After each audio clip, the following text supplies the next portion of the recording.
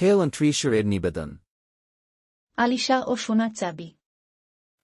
একদিন ছোট্ট মেয়ে আলিশা তার বাগানে খেলা করছিল। হঠাৎ সে একটি অদ্ভুত দরজা দেখতে পেল, যা মাটির নিচে লুকানো ছিল। দরজাটি উজ্জ্বল রঙের এবং এর উপরে অলৌকিক রাজ্য লেখা ছিল। কৌতূহলী আলিশা দরজাটি খুলে ভিতরে ঢোকার সিদ্ধান্ত নিল। দরজা খুলতেই আলিশা দেখতে পেল একটি লম্বা সিঁড়ি, যা রংধনুর মতো উজ্জ্বল। সে সিঁড়ি বেয়ে নিচে নামতে শুরু করল। কিছুক্ষণ পর সে একটি জাদুকরি রাজ্যে পৌঁছাল, যেখানে চারপাশে মিষ্টি ফুলের ঘ্রাণ আর উজ্জ্বল আলো। আলিশা সেখানে একটি কচ্ছপ আর হাসি মুখের খরগোশের সাথে দেখা করল। তারা আলিশাকে বলল, তুমি আমাদের রাজ্যে এসেছ, যেখানে সবাই কথা বলতে পারে। তবে সাবধান, আমাদের রাজ্যের এক কোণে এক জাদুকর আছে। কৌতূহলী আলিশা জাদুকরের সাথে দেখা করার সিদ্ধান্ত নিল। জাদুকর তাকে বলল, তুমি যদি আমার ধাঁধার উত্তর দিতে পারো, তবে তোমাকে এক বিশেষ উপহার দেব। কিন্তু ভুল করলে তুমি এই রাজ্য থেকে বেরোতে পারবে না। জাদুকরের ধাঁধাটি ছিল, যে জিনিসটি ভাঙলে শব্দ হয় না, তা কি? আলিশা একটু ভেবে উত্তর দিল, নিঃশব্দতা। জাদুকর মুগ্ধ হয়ে বলল, তুমি সঠিক উত্তর দিয়েছ।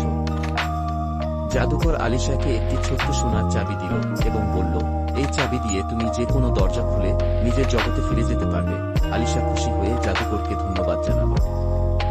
সোনার চাবি ব্যবহার করে আলিশা আবার সেই রংধনুর সিঁড়ি দিয়ে নিজের বাগানে ফিরে এলো।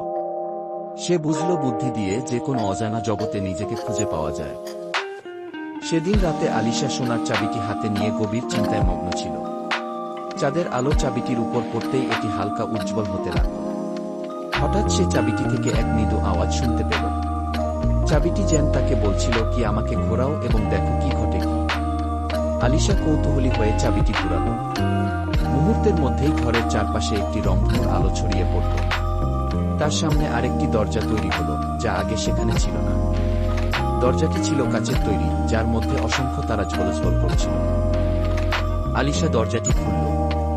সে দেখতে পেল এক নতুন জগৎ, যেখানে আকাশে ভাসমান দ্বীপ, উজ্জ্বল রঙের নদী এবং ডানা লাগানো প্রাণীরা ঘুরে বেড়াচ্ছে। এক ডানা লাগানো বিড়াল এসে তাকে বলল, তুমি এখানে নতুন অতিথি। আমাদের রাজ্যে তোমাকে স্বাগত। তবে মনে রেখো, এই রাজ্যে সবকিছু যেমন দেখায় তেমন নয়। বিড়ালটি আলিশাকে জানালো, এই জগৎ তোমার হৃদয়ের শক্তি পরীক্ষা করার জন্য তৈরি হয়েছে। তুমি যদি সব পরীক্ষায় উত্তীর্ণ হতে পারো, তবে তোমার চাবি নতুন শক্তি অর্জন করবে। প্রস্তুত হও, কারণ প্রথম চ্যালেঞ্জ তোমার সামনে আসতে চলেছে।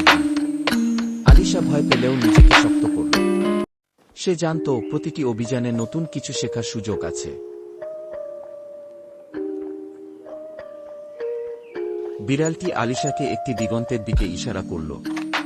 সেখানে একটি ঝুলন্ত সেতু দেখা গেল, যা এক বিশাল গর্তের উপর দিয়ে অপর প্রান্তে চলে গেছে।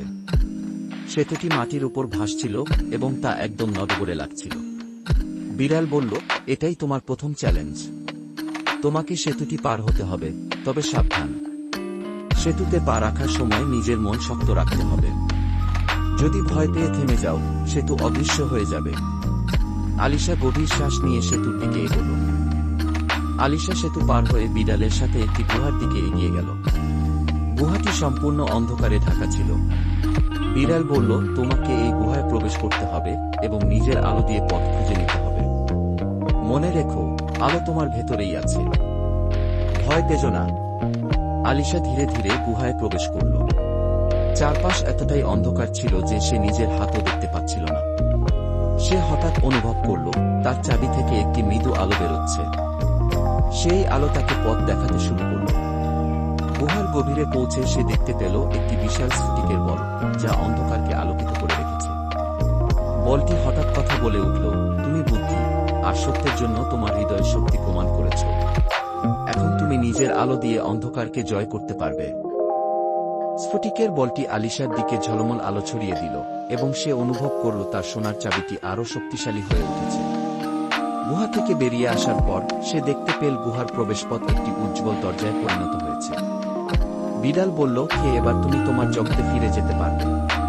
কিন্তু মনে রেখো, চাবিটি এখন শুধু দরজা খুলতেই না, যে কোনো সমস্যার সমাধান করতেও সাহায্য করবে।